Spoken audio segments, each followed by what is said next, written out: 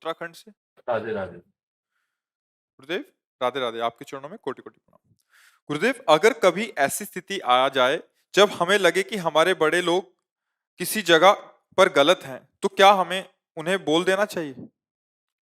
जरूरत पड़े तो प्रार्थना कर देनी चाहिए, जरूर करनी चाहिए।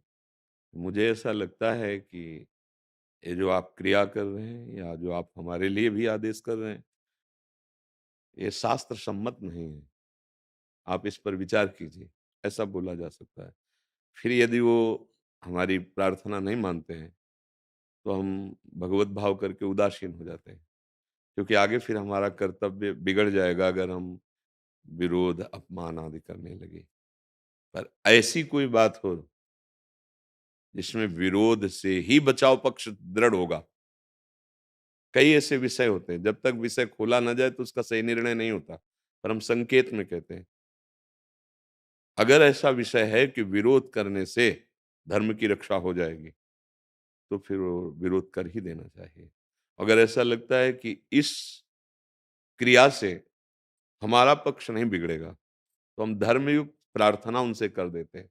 लेकिन ऐसा लगता है कि नहीं अब बिगड़ जाएगा, फिर विरोध कर देना चाहिए। जैसे पिता है, अब पिता के द्वारा बच्चे सुरक्षित रहना ये स्वाभाविक धर्म बनता है।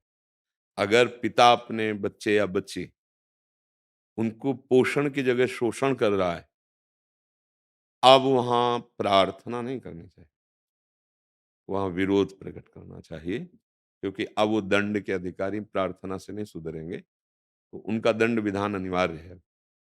उनकी बुद्धि पशुवत हो गई है, राक्षसी हो गई है, और वो दंड से, साधन से ही सुधरेगी। पर ऐसे कि जैसे पिता हमारे गलत आहार खाते हैं, पीते हैं, तो हम प्रार्थना कर सकते हैं, और हम स्वयं वो नहीं करेंगे, बस इस तरह। अगर वो ऐसा है, तो फिर वो, पर हम उनका अपमान नहीं करेंगे, क्योंकि उनका गलत अभ्यास खान-पान का रहा है, वो नहीं छोड़ना चाहते हैं, पर हमें सत्संग मिल गया और हमारी समझ में आ गई कि ये नहीं करना चाहिए, तो हम स्वयं नहीं करेंगे, एक बार प्रार्थना करेंगे, बस फिर निरपेक्ष हो जाएँगे। जैसी सेवा बननी चाहिए, वो सेवा हम उनकी करते रहेंगे। पर कुछ ऐसा है जहाँ विरोध से ही बनेगा, और कुछ ऐसा है जहाँ प्रार्थना करके हमको उस बात से निरपेक्ष हो जाना चाहिए। अगर हम कटुता का व्यवहार करते हैं तो अपने धर्म से चले जाएँगे। ये दोनों बातों को अच्छी तरह समझा जाए, तो फिर बात हमसे निरपराध बात हो जाएगी। जी। अब जैसे गुरु पद है, ये मंगल भवन भगवान की प्राप्ति के लिए है। गुरु की सब आज्ञाओं का पालन करना परम कर्तव्य होता है। पर यदि कहीं ऐसा धर्म विरुद्ध आदेश है, तो हम निवेदन करें कि ऐसा ना तो कहीं गुरु के पद में विराजमान किसी महापुरुष ने आज्ञा करी है, और न ऐसा शास्त्र कह रहा है। अब मेरे इस प्रश्न का समाधान कीजिए, तो मैं आपकी आज्ञा का पालन करूं। धर्म विरुद्ध कभी गुरु आदेश कर नहीं सकता।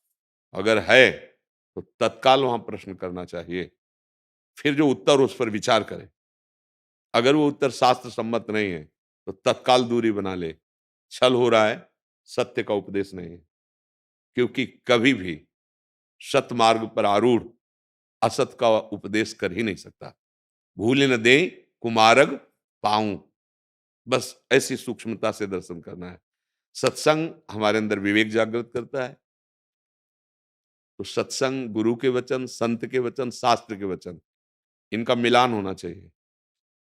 ठीक, फिर जो वचन वही मन और वही आचरण, इनका मिलान होना चाहिए। ये है कि हम गलत जगह जुड़े हैं, सही जगह जुड़े हैं, गलत आदेश है कि सही आदेश है, इन तीन बातें देखी जाती है। शास्त्र, गुरु के वचन, संत के वचन मिलने चाहिए। तस्मात् शास्त्रम प्रमाणम थे। सबसे बड़े गुरु हैं भगवान श्री कृष्णचंद्र जी, गीता जी, भागवत जी, ये सब भगवान गुरु की ही वाणी है। अगर इनसे विरुद्ध किसी की बात है, तो विचारणीय बात है, हम कहीं ना कहीं फंस रहे हैं। तस्मात् शास्त्रम प्रमाणम थे। जो सच्चे मार्ग का पथिक होगा, उसके जीवन में दंभ, पाखंड, कपट नहीं होता। जो वाणी में, वही आचरण में, और वही मन में, यही पहचान है सत्य की, कि सत्य है जो बोला जा रहा है, वही मन में चल रहा है, वही आचरण में। बोला कुछ जा रहा है, मन में कुछ चल रहा है, आचरण कुछ है, चाहे हमारा हो, चाहे आपका हो, चाहे किसी का हो, वो विश्वसनीय नहीं है, अभी सिस्टम सही नहीं है। बिन विवेक वैराग्य भक्ति बिन सत्य न एको मानो, भगवत विमुख कपट चतुराई सो पाखंड नहीं जानो। बहुत विवेक की जरूरत है। अपने पूज्यजनों के प्रति हमें पूज्य भाव रखना है, पर जहां हमको लग रहा है कि ये शास्त्र विरुद्ध है, वहां सीधे बिल्कुल डरना नहीं, सीधी बात रख देनी है, क्या ये शास्त्र प्रमाणित है? अब अगर चतुराई करेंगे तो उसी समय शब्द समझ में आ जाएगा कि अब उसको केवल संभाला जा रहा है, बात सही है नहीं। दूरी बना ले, खूब नाम जप करे, भगवत प्राप्ति हो जाएगी। तो जित बहुत बहुत विवेक की आवश्यकता है इसमें समझने की। इसका उद्देश्य अपमान करना नहीं है, अपने को बचाना है, क्योंकि अमूल्य जीवन हमारा व्यर्थ में नहीं जाना चाहिए। ये अमूल्य जीवन में भगवत प्राप्ति करना ही करना है, दूसरा कोई उपाय नहीं है। कुछ कोई हमको भय, चिंता, शोक, मृत्यु से नहीं बचा सकता। तो सही आचरण में चलना, अपने जितने सीमा के अंतर्गत आते हैं, उनके गलत आचरणों को उनको दर्शन कराना कि आप गलत हो, आप चाहो तो सुधार कर लीजिए, अगर नहीं तो हम आपसे दूरी बनाकर अपने जीवन को नष्ट नहीं होने देंगे। और जहाँ से हमारा सुधार हो रहा है, वहाँ 3 मन और वचन और कर्म, इनकी एकता होनी चाहिए। जो आप बोल रहे हैं वो आपके जीवन में है कि नहीं है, आपके मन में है कि नहीं है? अगर नहीं है, तो हम धोखे में फँस सकते हैं। और अगर तीनों एक है, उसका परिचय जब बहुत काल संग करे तो तीनों चीजें समझ में आएगी और 1 मिनट में समझ में आ जाएगी। यहाँ भगवान बैठे हैं, जिनके वचन सुनते ही हृदय में शीतलता हो जाए, जिनको नेत्रों से देखते ही ऐसा लगे कि देख तो पहली बार रहा हूँ, लेकिन बहुत बार देखा है और ऐसा लगता है ये मेरे हैं, ऐसा लगता है मैं इनको देखते रहूँ। जिनके सानिध्य में अपने अवगुण प्रकाशित होने लगे और अंदर से आने लगे कि अब नहीं करूँगा। केवल सानिध्य मात्र से, अब नहीं करूँ, वहाँ सत्य वस्तु जागृत हो रही है, वहाँ सत्य वस्तु विराजमान है। समझ रहे ना? जी। यश जी जम्मू से। राधे राधे प्रभु जी। राधे राधे महाराज जी। महाराज जी, मेरा प्रश्न है कि हम भगवान की भक्ति करना चाहते हैं, पर हम संतों की वाणी सुनते हैं पर अमल नहीं कर पाते। तो कई बार ये तो चर्चा हुई कि जैसे हम जानते हैं कि नहीं करना चाहिए पर हम करते हैं, इसका मतलब हमारे में बल में कमी। तो बल हमें देगा नाम बल, नाम से ही बल प्राप्त होता है।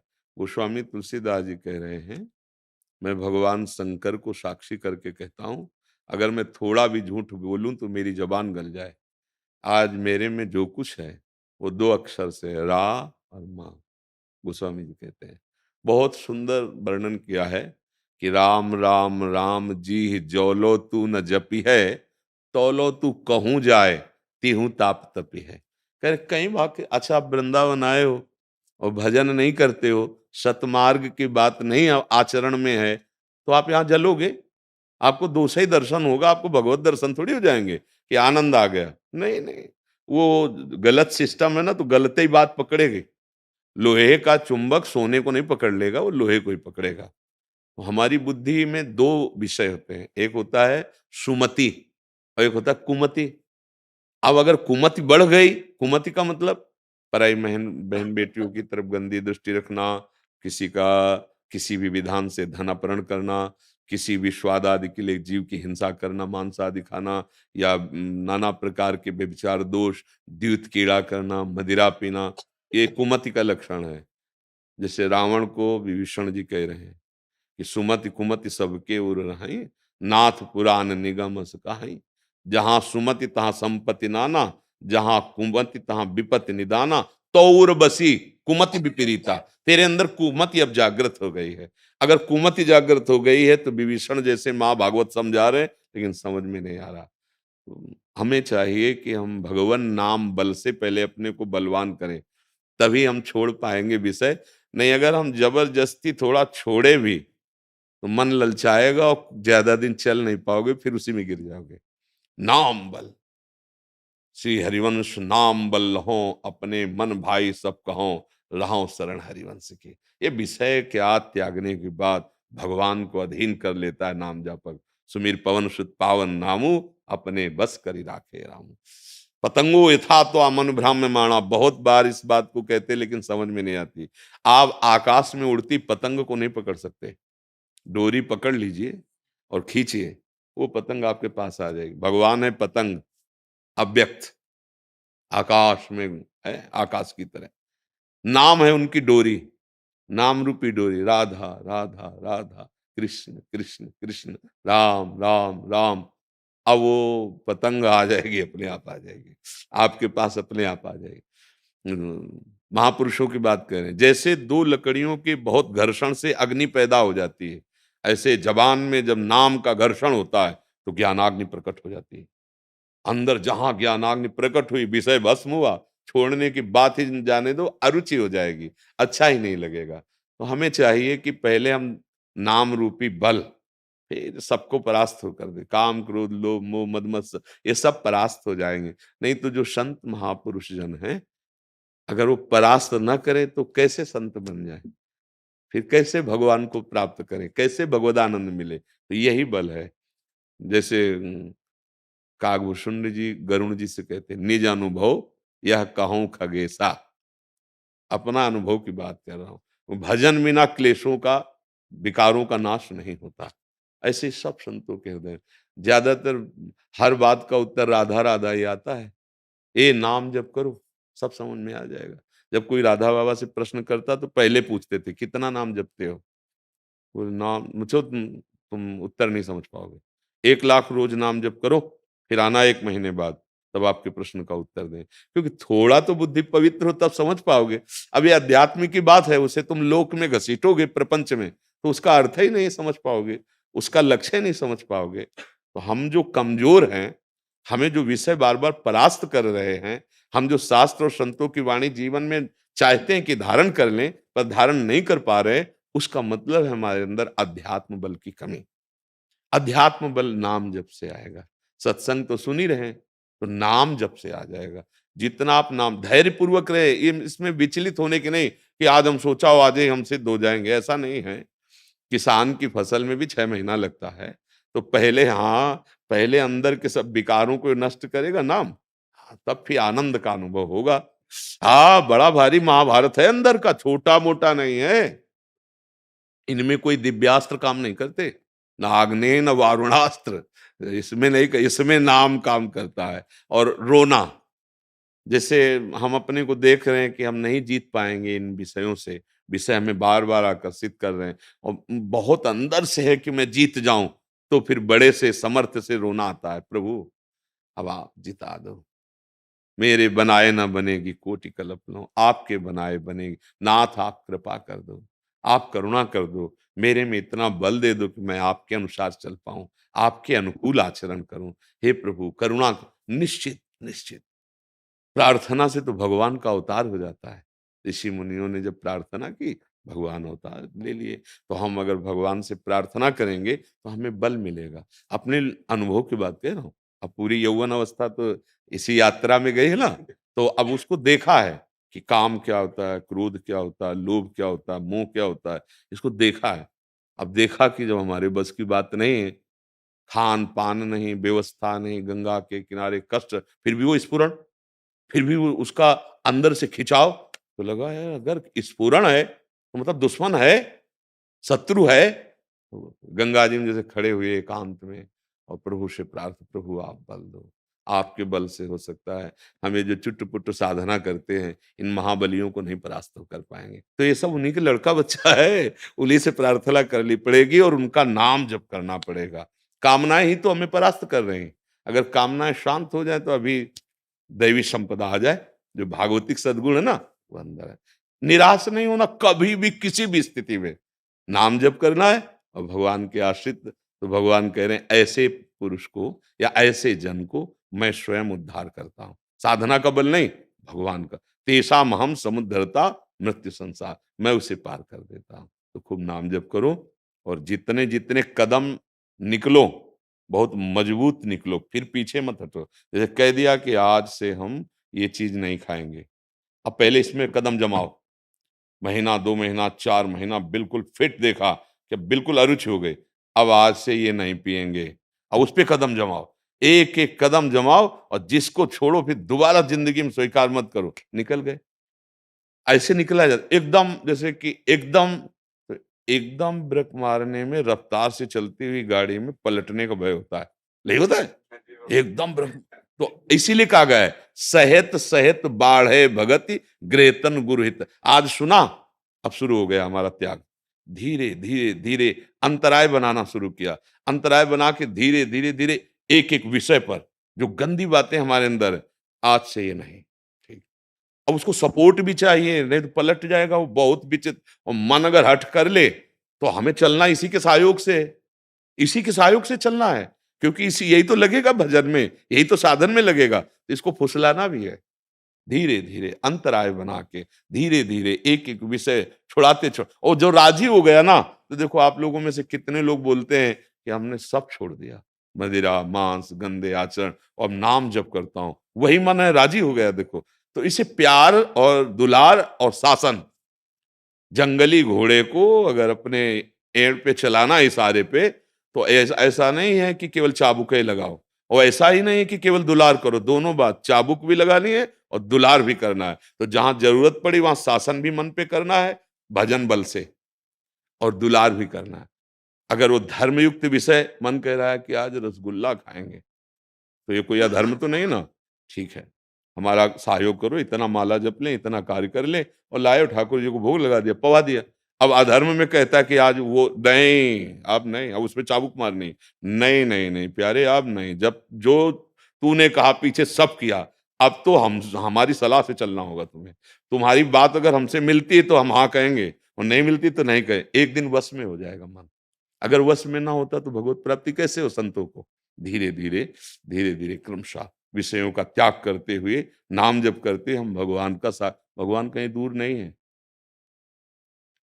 यहीं बैठे हुए हैं। वो भावना होती है, जब हृदय में आप भगवान को देख लेंगे ना, तो सारे जगत में भगवान ही भगवान नजर आएगी, दूसरा कोई है ही नहीं। जी। पंकज शर्मा जी, ये हरिवंश। गुरुदेव भगवान आपके चरणों में सादर दंडवत प्रणाम।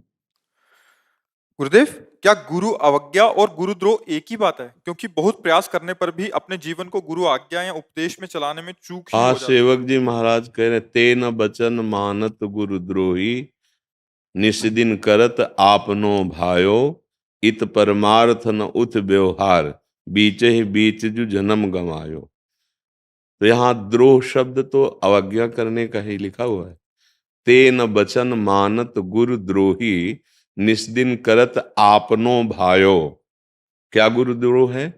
अपनी मनमानी करना और गुरुदेव की आज्ञा के अनुसार ना चलना। अगर ऐसा है तो गुरुद्रोही तो प्रकट हो रहा है। अब अगर हम अपने को असमर्थ मान करके और गुरु आज्ञा पर चलने की चेष्टा करें तो चल जाएंगे, क्योंकि आज्ञा के साथ सामर्थ्य भी तो होती है। पर जब हमारा मन अवज्ञा करने लगता है तो फिर वो सामर्थ्य का अनुभव नहीं होता। नहीं, हम सब गुरु कृपा से ही तो बढ़ रहे हैं। परमार्थ में चलना तो गुरु कृपा से ही होता है ना, और वो कृपा है, बस हम थोड़ा मनमानी करना बंद कर दें। मनमानी करने से ही तो गुरुद्रोह प्रकट हो जाता है। तेन बचन मानत गुरुद्रोही, बचन मानत न, तो शब्द आगे आ गया गुरुद्रोही। अब निस्दिन करत आपनो भायो, तो फिर इत व्यवहार न उत परमार्थ, बीच ही बीच जन्म गवायो। जो धर्मिन सो प्रीति करत नहीं, कहा भयो धर्मी जो कहायो। करो श्री हरिवंश उपासक संग, जो प्रीति तरंग सुरंग बहो। संग भी हो रहा है तो गुरुद्रोह कैसे हो रहा है, ये मन में देखना है आपको। गुरुदेव की सम्यक आज्ञा का पालन, यदि जो नहीं हो पा रहा उसका निवेदन कि भरसक प्रयास कर रहा हूं आपकी कृपा बल से, पर इसमें हमसे त्रुटि हो रही, पर जीवन भर प्रयास करता रहूंगा, तो वो गुरुद्रोह लागू नहीं होगा। समझ रहे? जैसे कहा गया कि आप अखंड ब्रह्मचर्य रहिए किसी उपासक से, और पूर्वाभ्यास बस उससे त्रुटि हो रही, और वो छिपाए नहीं कि पूर्वाभ्यास बस त्रुटि हो रही है, हम बहुत प्रयास कर रहे हैं और जीवन भर प्रयास करते रहेंगे, पर इसमें सफलता आपकी कृपा कोर से होगी। द्रोह नहीं पैदा होगा, गुरुद्रोह नहीं पैदा होगा, प्रयासरत है और एक दिन निकल जाएगा। क्योंकि माया की फिसलन ऐसी है कि हमें फिसला सकती है। गुरुद्रोह का मतलब होता है बिल्कुल दिमाग में बात है कि मना किया गया है और हम हर्षपूर्वक कर रहे हैं। अगर हमसे हो भी रहा है उनके विरुद्ध आचरण, तो बहुत जलन, पश्चाताप, दुख, और जब वो मिले तो उनसे निवेदन, या फिर एकांत में जहां हो वहीं से निवेदन, क्योंकि गुरु सर्वत्र व्याप्त तत्व है ना, वो वहीं पकड़ लेगा आपको। तो फिर गुरुद्रोह नहीं लागू होगा। जब हम हर्षित होकर मनमाने आचरणों में बढ़ते चले जाते हैं तो वही द्रोह फिर परमार्थ को अंतर ध्यान कर देता। न भजन में रुचि, न धाम में रुचि, न गुरु में श्रद्धा, न शास्त्रों की बात, एक मतलब नकारात्मक सोच का दिमाग पर पूरा अधिकार हो जाता है। तो इस पर तो सावधानी रहना चाहिए। जो गुरुजन वचन दे दे, अगर पूर्ण नहीं हो रहा तो अपनी बात उनसे सामने रख दे, ये हमसे त्रुटि, मान लो बात करने का समय नहीं है तो एकांत में गुरुदेव को पुकार कर वो बात उनसे रख दे। गुरुदेव, ऐसा नहीं कि जीवन में कोई साधन का नियम नहीं है, लेकिन जब वो निष्ठा के साथ में पूरा नहीं होता तो उसकी जलन और घुटन। हाँ, अगर जलन होती रही तो द्रोह लागू नहीं होगा। बस बात यहां समझना है। हमारा शब्द एक एक समझोगे तो उसमें हर्ष पूर्वक मनमानी आचरण करना, और दिमाग में है कि ये नहीं करना चाहिए, या दिमाग में है कि इतना करना चाहिए, बस, तो हम उसको अंदर से, जैसे आप दुखी हुए तो वो द्रोह नहीं है, हमारी असमर्थता है। हम असमर्थ हैं, समर्थ आप हो, कृपा करो मैं आपकी आज्ञा का पालन कर पाऊं, मेरे हृदय में पूरा प्रयास है, तो ये द्रोह नहीं कहा जाएगा। द्रोह तब कहा जाएगा जब वचन की अवहेलना, मनमानी में हर्षित होकर लग जाना, फिर वो द्रोह पैदा हो। तो न व्यवहार बना, न परमार्थ बना। तो इसलिए सेवक जी महाराज उसे कह रहे, इसमें बहुत सूक्ष्मता होती है, निर्णय की बड़ी सूक्ष्मता होती है। वही हो रहा है जिसे गुरुद्रोह कहते हैं, पर अंदर से जलन है, प्रयास है कि हम उनकी आज्ञा का पालन करें। गुरुद्रोह लागू नहीं होगा, क्योंकि हमारा प्रयास है कि हम उनकी आज्ञा का पालन करें। हम असमर्थ हो रहे हैं तो हम उनको पुकारें, उनसे प्रार्थना करें, तो हम आगे बढ़ेंगे। ये असमर्थता स्थायी नहीं है, क्योंकि हम समर्थ की शरण में, तो असमर्थता हमको कब तक पकड़े रहेगी? एक दिन तो हमारे अंदर वो बात आ ही जाएगी, और ये गुरु कृपा से आती है। अपने लोगों ने जीवन में देखा है कि बड़ा प्रयास करने पर जहां हम पूर्ण सफल नहीं हो पा रहे, वहां गुरु कृपा से एकदम बात बन गई। वो कृपा होती है, और कृपा है। अगर कृपा न होती तो ये धाम, आश्रय, उपदेश, मंत्र, ये मिलने का सवाल ही नहीं था। कृपा है, अब हम अपने को धीरे धीरे आज्ञा पर चलने का प्रयास करते रहे तो गुरुद्रोह नहीं लागू होगा। और एकदम विपरीत भाव में आकर के फिर मनमानी, तो फिर गुरुद्रोह लागू हो जाता है। तो आप निश्चिंत रहिए, हमें तो नहीं लग रहा कि गुरुद्रोह लग सकता है आप जैसे उपासकों में, नहीं लगता है ऐसा। हाँ, बस मनमानी से बचिए और प्रयासरत रहिए। गगनप्रीत जी, चंडीगढ़ से। कुछ नहीं गुरुदेव भगवान, आपके चरणों में कोटि कोटि नमन। गुरुदेव भगवान, कभी मन की स्थिति ऐसी हो जाती है कि श्री जी ही हमारा सब कुछ है, पर कभी कभी ऐसा मन हो जाता है कि नाम जप में मन ही नहीं जुड़ता और हर समय एक भय सा लगता रहता है कहीं कोई गलती ना हो जाए। हाँ, ये तो कई बार सत्संग में कह चुके हैं कि मन का बड़ा विचित्र स्वरूप है। कभी इसे वैराग्य अच्छा लगता है, कभी भोग अच्छा लगता है, कभी भजन अच्छा लगता है, कभी संसार अच्छा लगता है। जब तक भगवत प्राप्ति नहीं होती, मन निर्मल नहीं होता, तब तक ये श्री ध्रुवदास जी ने वर्णन किया है। कबहू तो थोरो भजन, कबहू होत विशाल, मन को धीरज छुटे नहीं, गाहे न दूजी चाल। कभी तो ऐसा होता है कि भजन में मन ही नहीं लगता, कभी थोड़ा भजन हो जाता है, कभी बहुत भजन में मन लग जाता है। तो इसका कारण है 3 गुण। जब सतोगुण होगा तो भजन में मन बहुत जोर का लगेगा, जब सतो और रजोगुण मिश्रित होगा तो थोड़ा लगेगा, जब रजोगुण और तमोगुण मिश्रित होगा तो बिल्कुल नहीं लगेगा। हमको परेशान नहीं होना। जब हमारा मन भजन में ना लग रहा हो तो जबान में तो नाम चला सकते हैं ना, मन लगे चाहे ना लगे, राधा राधा राधा राधा, गाहे न दूजी चाल, इस पर ध्यान देना है। कबहू तो थोरो भजन, कबहू होत विशाल, मन को धीरज छुटे नहीं, गाहे न दूजी। जब हमारा मन गंदी बातों में, विषय भोगों में, संसार की तरफ इसका वेग है, अब सावधान रहो, वो हमसे कुछ ऐसा न करा दे कि महीनों भजन बंद हो जाए। इसका इसका बहुत बड़ा विचित्र स्वरूप है मन का। भजन करते करते एकदम इसमें उद्दंडता आई, आप कहोगे भजन करते करते? हाँ, जैसे विपरीत पार्टी को, विपक्ष को हम जब गिराने की कोशिश करेंगे तो अपनी ताकत पूरी नहीं लगा देगा। तो अभी मन विषयाभिलाषी विषय भोगी मन है। अब इसको हम राधा राधा राधा, तो ये पूरी ताकत लगाएगा कि राधा राधा बंद हो जाए और विषय चिंतन होने लगे। अब ये भजन में नहीं उस समय लग रहा है, तो अब हमको ऐसा उपाय ढूंढना चाहिए कि उसमें मन के सपोर्ट की जरूरत न पड़े।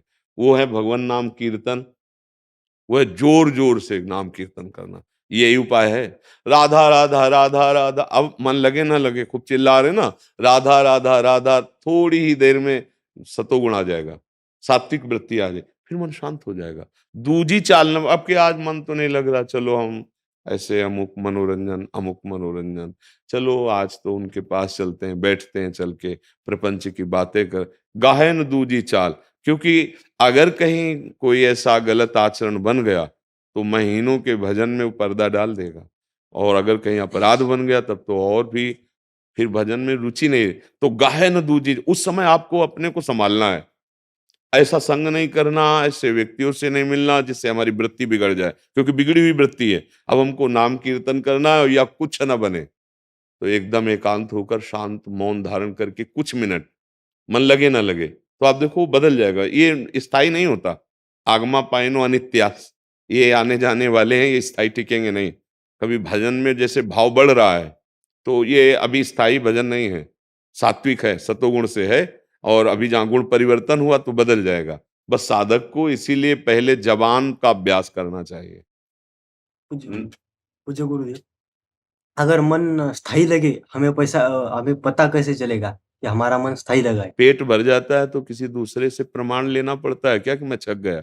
और जब नाम जप करते हैं तो ऐसा लगता है कि कोई सत्संग सुने या फिर शास्त्र स्वाध्याय करे। हाँ, क्योंकि उसका स्वरूप है चंचल, तो वो एकाग्रता पूर्वक नहीं लगता है। तो अगर शास्त्र स्वाध्याय के लिए कह रहा है तो कर लेना चाहिए, क्योंकि वही है, भजन के अभ्यास में आता है। सत्संग की बात कर रहा है तो सुन लेना चाहिए, पर कुछ मिनट के लिए इसको नियम में बांधना चाहिए कि भाई इतने माला तो हमको जप करना है।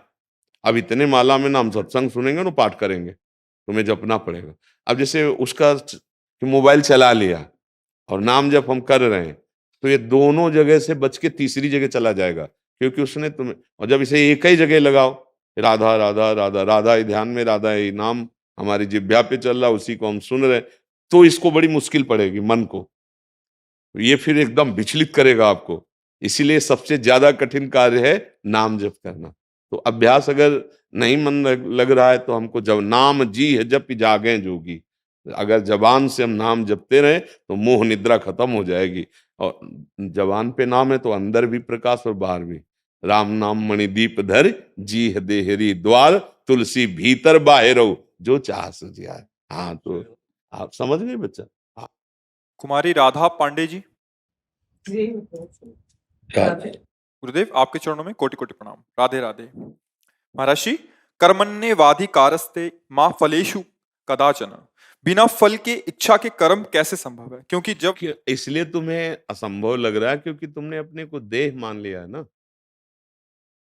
देखो, मान्यता अगर एक हासिल भी चूक जाए तो सवाल पूरा हल नहीं होगा। जब स्कूल में पढ़ते थे तो हासिल लगाया जाता था ना सवाल में, तो अगर एक हासिल चूक जाए तो सवाल हल नहीं होगा। अगर एक प्लस या माइनस चूक जाए तो सवाल हल नहीं होगा। बस यहाँ समझना, सवाल हमारी गलत यहीं से हुआ है। तब ते जीव भयो संसारी, छूटी न ग्रंथ ना भयो सुखारी। कब से? जब से इस शरीर को मैं मान लिया। इस शरीर को मैं मानने पर कभी निष्काम नहीं हुआ जा सकता, कभी भी, क्योंकि कामना का पुतला है। एक कामना पूर्ण हुई, फिर दूसरी कामना, फिर तीसरी कामना। भगवान वहां बंधन मुक्त होने के लिए कह रहे हैं, कर्मण्येवाधिकारस्ते मा फलेषु कदाचन। जैसे हम इस कर्म से अच्छे कर्म करते हैं तो सुख आता है, और बुरे कर्म करते हैं तो दुख आता है, और दोनों कर्म हो ही जाते हैं। ऐसा नहीं किसी से अच्छा ही अच्छा होता रहे, किसी से बुरा ही बुरा होता रहे, क्योंकि ये शरीर बना है, जाने अनजाने में कुछ न कुछ बुरा हो जाता है और कुछ पुण्य हो जाता है, सुख हो जाता है। तो ये दोनों ही तो हमारे बंधन के कारण है। स्थायी तो ना सुख है और ना दुख है। आगमा पाइनो अनित्यास, ये आने जाने वाले नाशवान हैं। तो हमको अब ऐसी कोई गति प्राप्त करनी है जो सुख दुख से ऊपर है। अखंड प्रसन्नता, अखंड आनंद, असीम सुख, वो है श्री भगवान। अगर भक्ति से चले तो है भगवान, भगवान का नाम, भगवान का रूप, भगवान की लीला, भगवान का धाम, और भगवान के लिए हम जो कर्म करते हैं, बड़ी अपार सामर्थ्य आ जाएगी इसी कर्म में। भगवान उसका बड़ा गुप्त रहस्य है, कर्मण्येवाधिकारस्ते मा फलेषु कदाचन। तुम फल की इच्छा ना रखो बस, फल तो मिलेगा ही मिलेगा। खेती में बीज बोया है तो फल दे के ही रहेगा, अगर नष्ट ना हो जाए तो बीच में। कर्म चल रहा है, अगर कोई अपराध बन गया तो बात अलग की है, नहीं तो फल दे के ही रहेगा। तुम फल की अगर इच्छा नहीं करोगे तो तुम्हें ये स्थिति प्राप्त हो जाएगी। सुख दुखे समे कृत्वा लाभा लाभो जया जयो। सुख दुख में समान भाव, लाभ हानि में समान भाव, और जय पराजय में समान भाव। कोई भी द्वंद तुम्हें दुखी नहीं कर पाएगा। और जब हम फल की इच्छा रखते हैं कि अब हम जीत ही जाएं, तो अभ्यास में कमी होगी तो हार जाओगे। सामने वाला पक्ष अगर अभ्यास में ज्यादा आपसे श्रेष्ठ निकल गया तो आप हार जाओगे।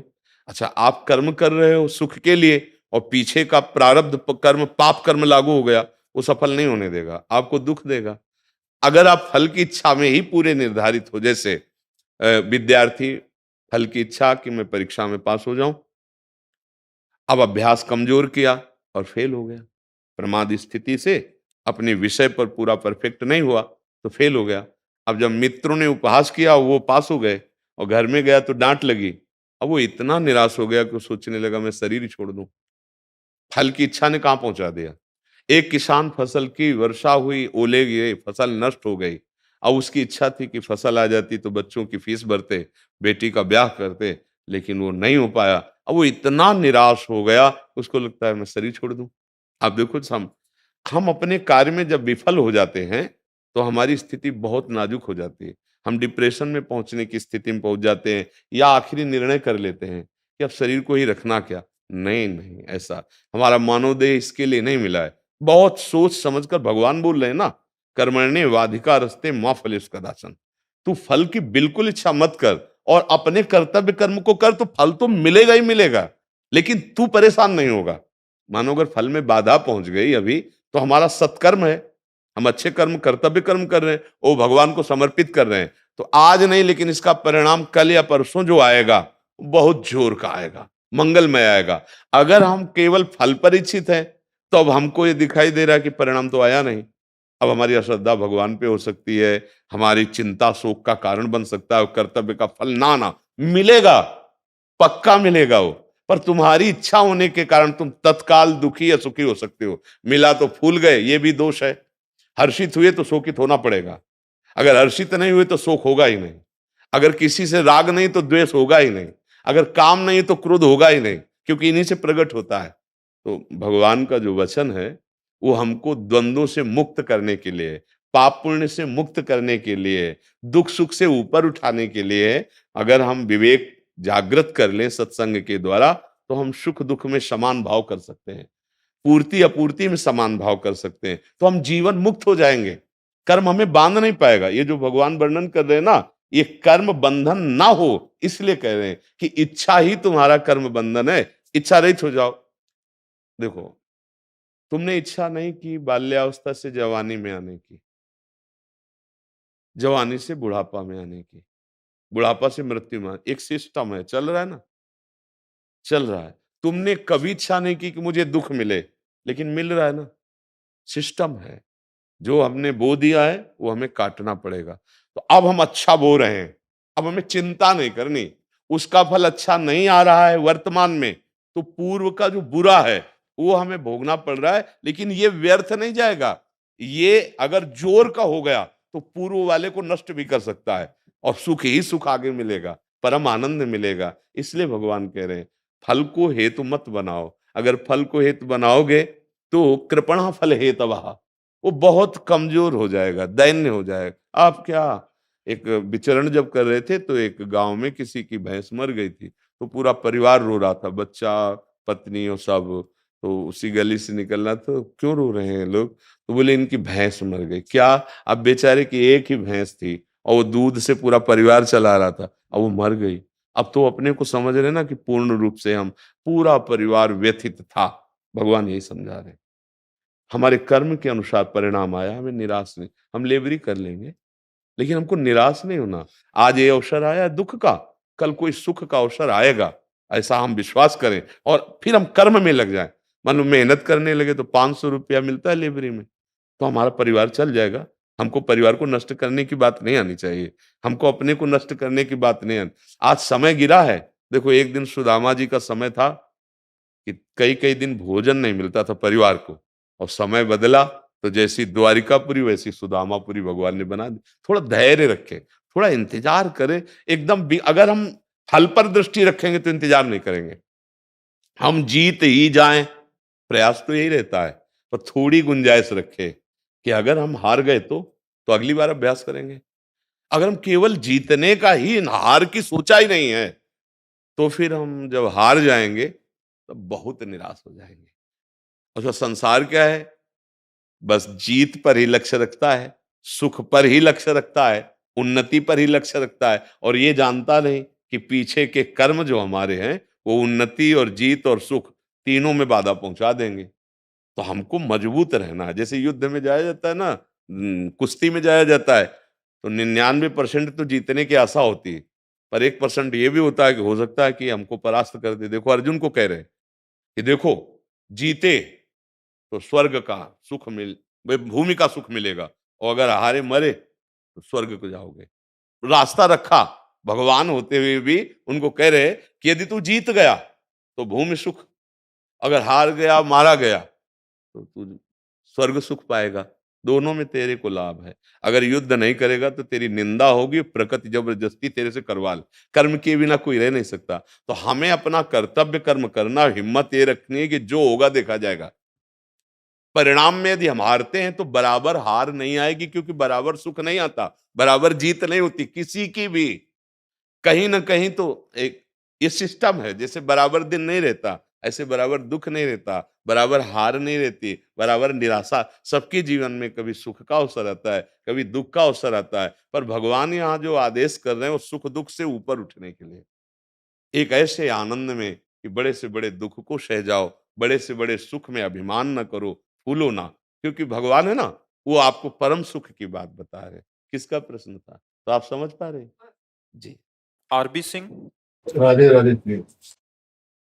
गुरुदेव आपके चरणों में कोटि कोटि नमन। महाराज जी, ईर्ष्या मनुष्य का बहुत बड़ा अवगुण है, जो कि मुझ में भी है। इसको मैं कैसे दूर करूं?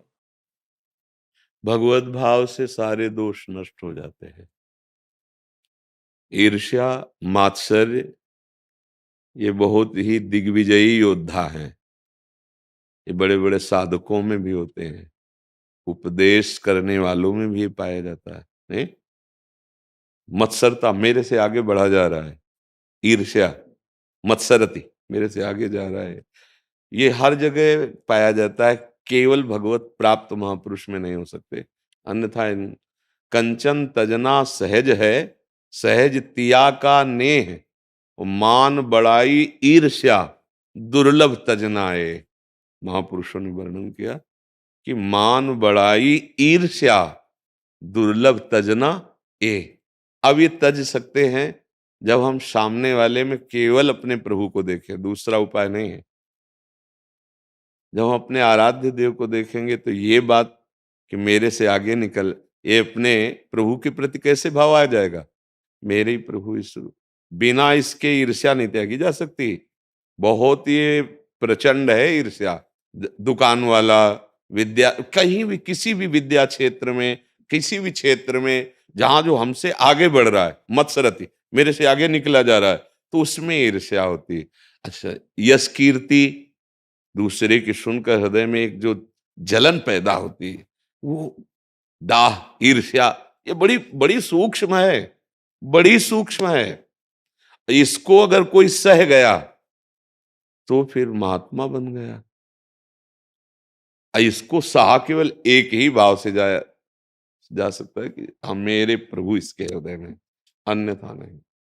चाहे वो कोई भी हो, पूज्य जन हो तो भी सामने तो कुछ नहीं कहेंगे, पर पीछे हम उनकी निंदा करने लगेंगे अगर ईर्ष्या बढ़ गई।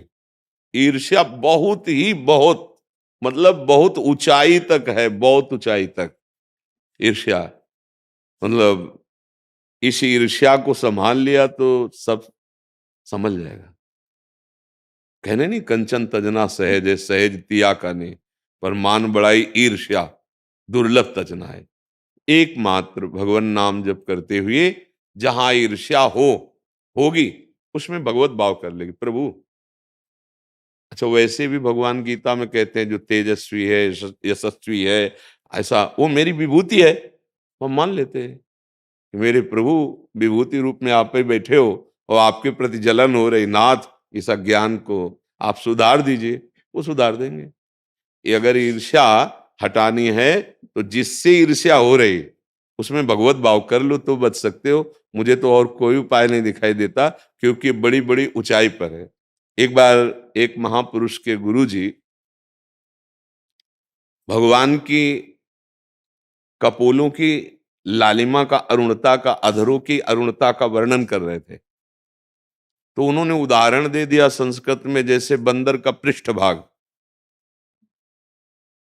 अरुण वर्ण का होता है ना, पृष्ठभाग बंदर का। तो उनके जो शिष्य थे वो बहुत ही भाव की दशा में, तो उन्होंने कहा गुरुदेव ये तो बड़ा अनर्थ हो जाएगा, भगवान के अधरों की अरुणिमा को आप बंदर के पृष्ठभाग से। तो उन संस्कृत से, वो बहुत बड़े आचार्य हुए थे, संस्कृत से उन्होंने भगवान के अधरों की अरुणिमा का उदाहरण, जैसे भगवान को कमल नयन कहा गया, तो कमलों की अरुणिमा से ऐसे बिंबा पुष्प, जो जैसे टेसु का होता है ना, वैसे पवित्र उदाहरण। अब ईर्ष्या प्रकट हो गई और भोजन में जहर मिला दिया गया, और वो भगवत स्वरूप में ऐसे स्थित थे कि जहर भी अमृत बन गया। आप ये समझो कि बहुत ऊंचाई तक ये ईर्ष्या रहती है। अगर भगवत भाव ना हो तो ईर्ष्या हटाई नहीं जा सकती, नहीं हटाई जा सकती। जब सामने हम भगवत भाव करते हैं तब ये जाके समन होती है। इसके सिवा और कोई मुझे उपाय समझ में नहीं आ रहा। चाहे जितना बुद्धि लड़ाओ, वो जलन अंदर की नहीं। और जब ये बात आ गई, देखो गोस्वामी तुलसीदास जी कहते हैं, उमा जे राम चरण रत विगत काम मद को, निज प्रभु में देखें जगत की सन करही विरोध। ये ईर्ष्या द्वेष का फिर स्थान नहीं रह जाता जो भगवान के चरणों की भक्ति में है और सब में अपने भगवान को देखते हैं। देखो कहा नहीं, निज प्रभु में देखे जगत तो केसन करे विरोध। फिर किससे हम ईर्ष्या करें, किससे हम द्वेष करें? हे नाथ आप ही हो, मैं अज्ञानी हूं, अंधा हूं, ज्ञान नेत्र नहीं, इसलिए मैं आपसे ही ईर्ष्या करना। नाथ मुझे संभालो, मुझे बल दो। और सच्ची सबके हृदय मंदिर में भगवान बैठे हैं तो हम बच सकते हैं, अन्यथा ये सब ऐसी चक्की है, काम क्रोध लोभ मोह मद मत्सर ईर्ष्या की पीस डालती है, बख्शती नहीं है। और ये बड़ा सूक्ष्म हृदय का विषय होता है ईर्ष्या। मतलब वो दिखाई नहीं देता, पर वो ऐसा होता है जैसे हमारे कान में बड़ाई किसी की पड़े तो लगे कि यार हमसे आगे निकला जा। तो जो जलन हुई तब वो कह रहे तुम जानते नहीं हो, अंदर की बात हम बता रहे हैं, जबकि उसके अंदर की बात नहीं है, वो उनके अंदर की बात है, ईर्ष्या। वो निंदा करने लगेगा, वो विरोध करने लगेगा। और अगर भगवत भाव हो जाए तो फिर विरोध की कोई गुंजाइश, कैसन करें विरोध? निज प्रभु में देखें जगत तो कैसन करें विरोध। एक ही उपाय है, जिसके प्रति ईर्ष्या उसके प्रति भगवत भाव कर लें। राधा राधा राधा राधा राधा राधा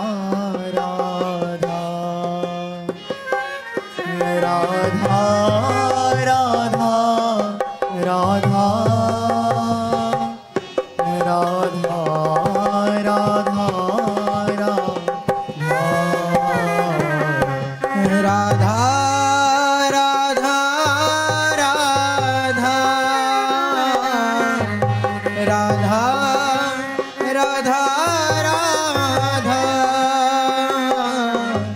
राधा राधा राधा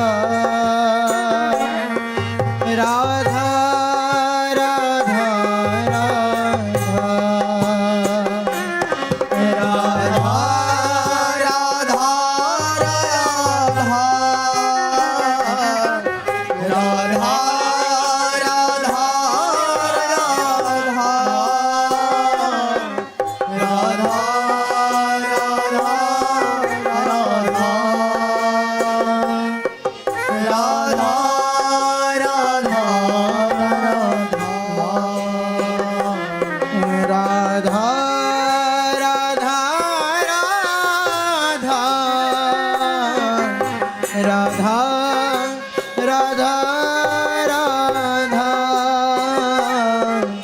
राधा राधा राधा राधा राधा राधा राधा राधा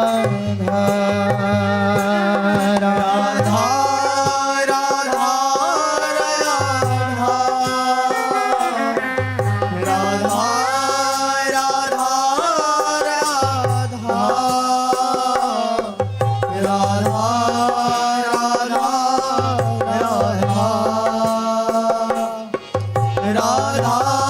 राधा राधा श्री राधा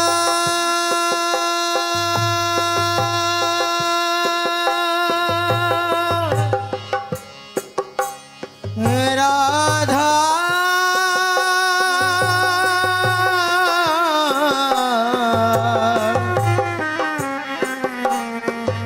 राधा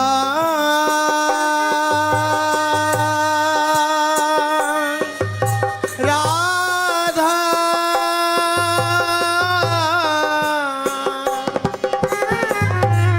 राधा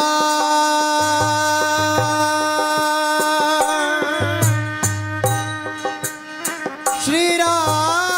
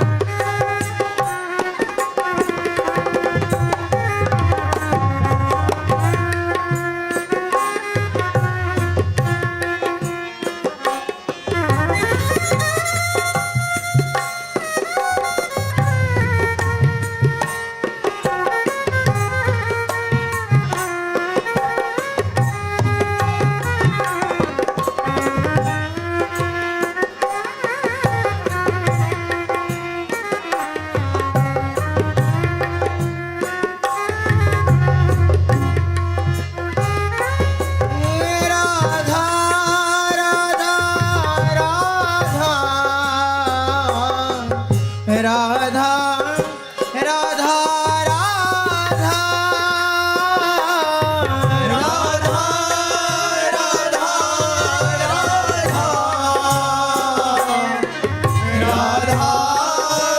राधा राधा राधा